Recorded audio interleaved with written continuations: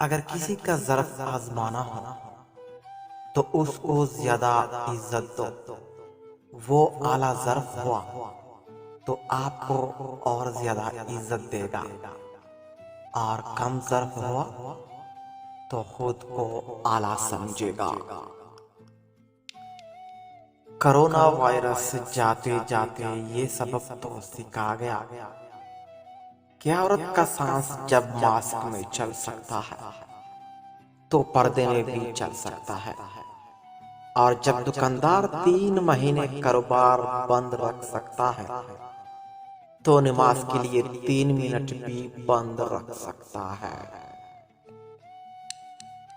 ایک انسان کے ناحق قتل میں اگر ساری دنیا کے لوگ شریک ہو تو اس ایک کے بدلے میں اللہ تعالیٰ سب کو جہنم میں ڈال دے گا۔ ہمیں پتہ بھی نہیں ہوتا کہ ہمارا رب کس کس مقام پر ہمیں گرنے سے پہلے تام لیتا ہے۔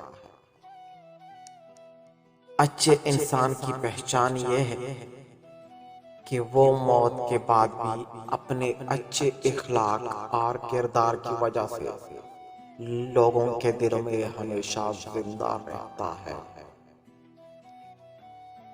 تمہارا بہترین رشتہ وہ ہے جو تمہارے عیب جان کر بھی تمہارے ساتھ رہے، اور وہ تمہارے رب کے سوا کوئی ہو نہیں سکتا۔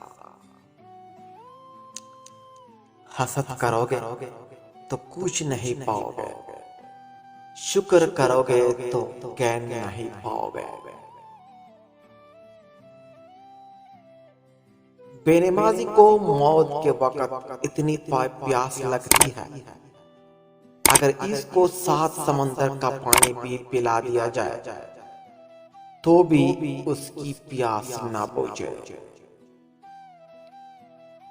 جب ہمارے جینے کی وجہ اللہ ہوگی تب ہمارے مایوس ہونے کی کوئی وجہ نہیں ہوگی۔